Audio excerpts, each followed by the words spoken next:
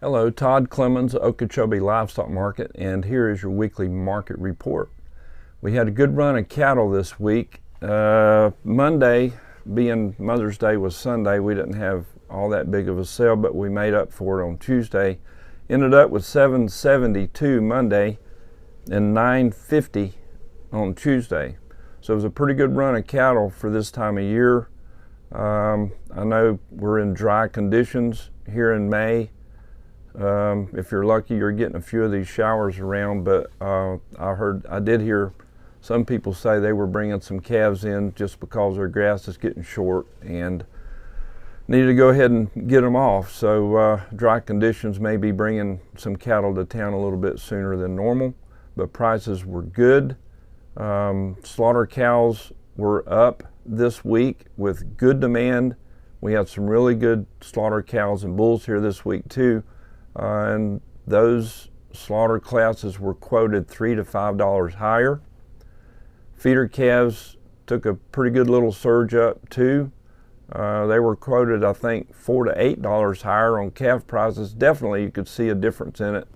Demand was good for feeder calves. I think conditions for summer grass are really good, and there's some positive outlook on the end of it with this meat is moving a little bit better, and inventory is still low, so guys are getting orders on these calves to put out on summer pastures. So prices were up on both slaughter classes and feeder classes, and it looks like we're in for hopefully some pretty good times here in the next near future.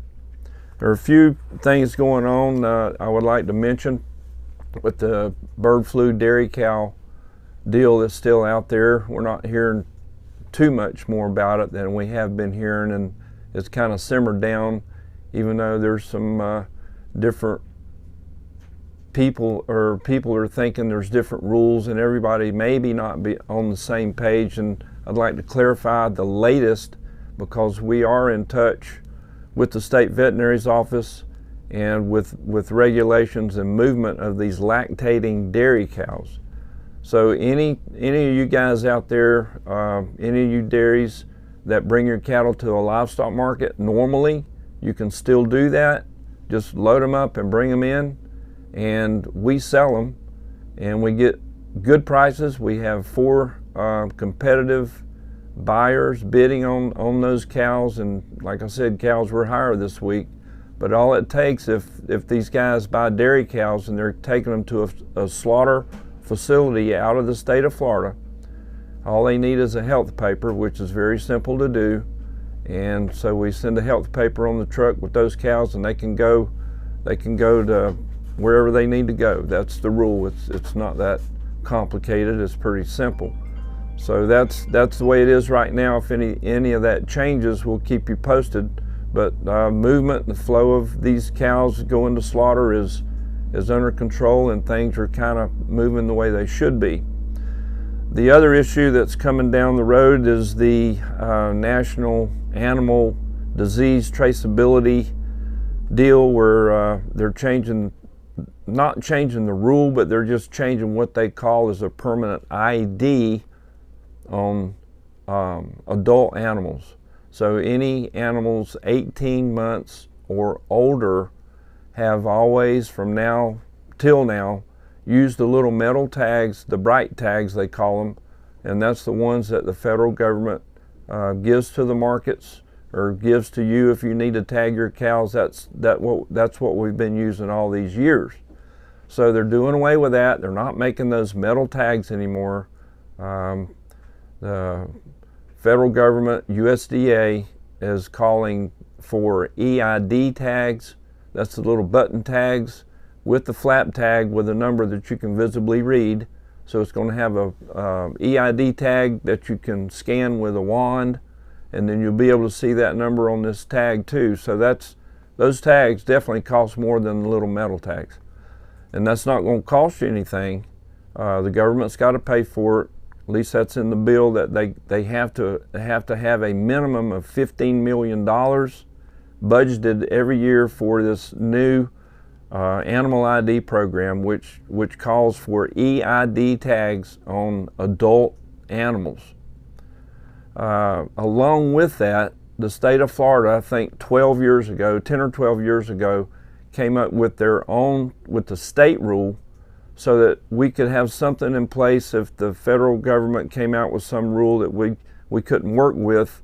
The state of Florida developed their own state tagging rule. And now with this new EID tag coming into play, that's going to throw a little bit of a curveball into that program. So, if you buy a cow here, we're at a livestock market, and she's an adult animal, cow or bull, and you buy her and she's not going to slaughter, you're just going to take her back to your farm or ranch, then she, under our state rule, has to have a permanent ID, which moving forward up into November, when this rule goes into effect, you're going to have to get an EID tag, which is going to cost way more to move that cow from a market to your ranch. And so there's a resolution that's been presented by the Florida Association of Livestock Markets. We've been in contact with Florida Cattlemen's Association. We're going to present a resolution to repeal the state tagging rule, which I think is probably a good thing to do, since the new national animal ID rule is going to take effect in November with these EID tags. I don't think we need to be spending the money for just this small percentage of cattle that would require these EID tags. I don't even know where we're going to get them from. Are they going to give the markets these tags for free, or what? I don't know. I don't know that at this point anybody does know the answers to those questions. So hopefully we can get that state tagging rule repealed and just have the federal rule in place. That should take care of most everything as far as that goes. So we'll be hearing more about that, especially coming after June, after the Cattlemen's Convention in Marco. That'll be discussed, and hopefully we'll get that rule repealed at that time. There's another bit of information that I just heard of, and we were reported in one of our earlier reports that we were not receiving any meat from Paraguay, and there was a bill or something in the legislation that there was a bill to not accept meat from Paraguay because they are a FMD disease country, and we don't need that stuff here in the United States. Well, it did go through. It went through the Senate, that bill did, but it's hung up in the House, and I don't know what the problem there is. But if you guys want to give your representative a call there in the House of Representatives in Washington, D.C., call your representative and say, what's going on? How come you guys can't get this bill passed? We don't need meat from Paraguay. We don't need to filter in anything from any country that could affect our cattle here in the United States.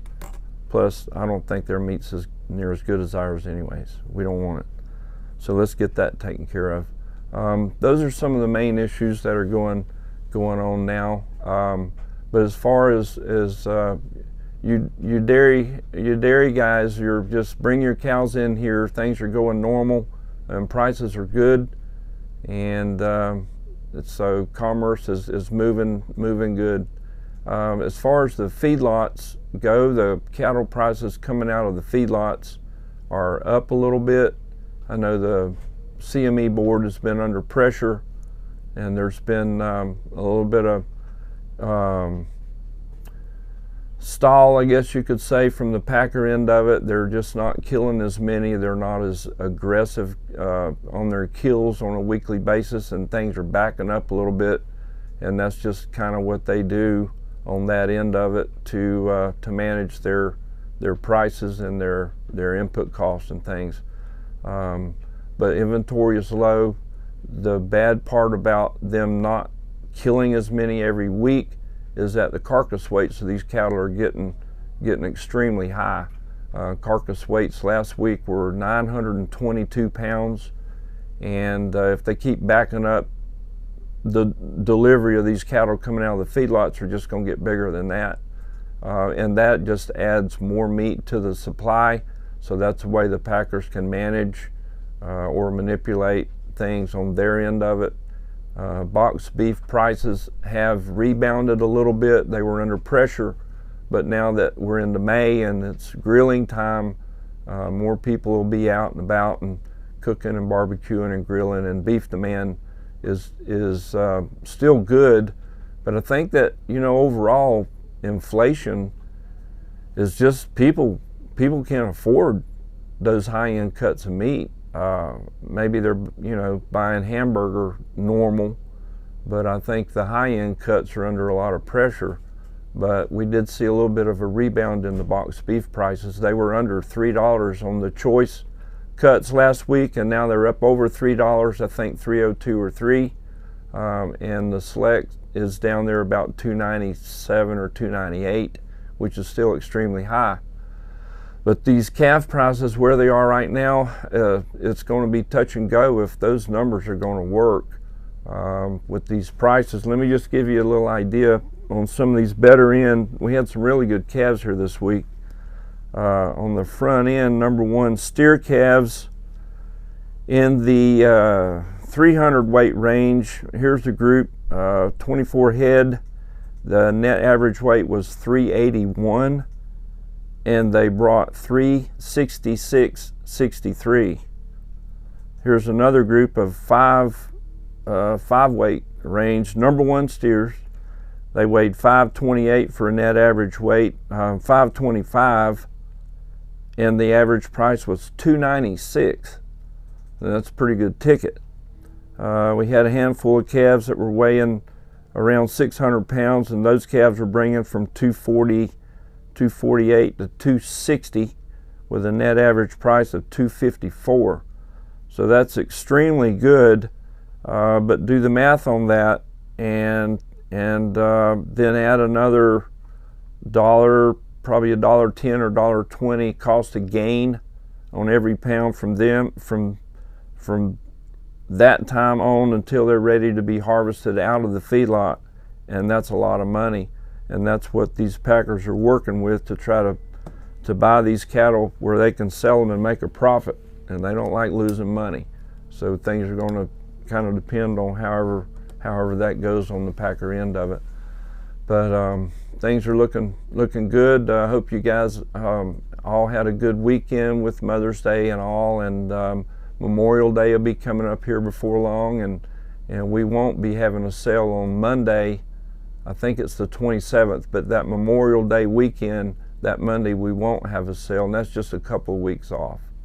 So that's your market report. High prices of the week. Mudge Ranch from LaBelle topped the calf market with a little 165-pound calf that brought $4.90. That calf was bought by Foy Reynolds. And on the slaughter cow side, Dave Parton from Osceola County topped the cow market with 1,185-pound cow that brought $1.47. And that cow was bought by Florida Beef. That's your market report. Thank you.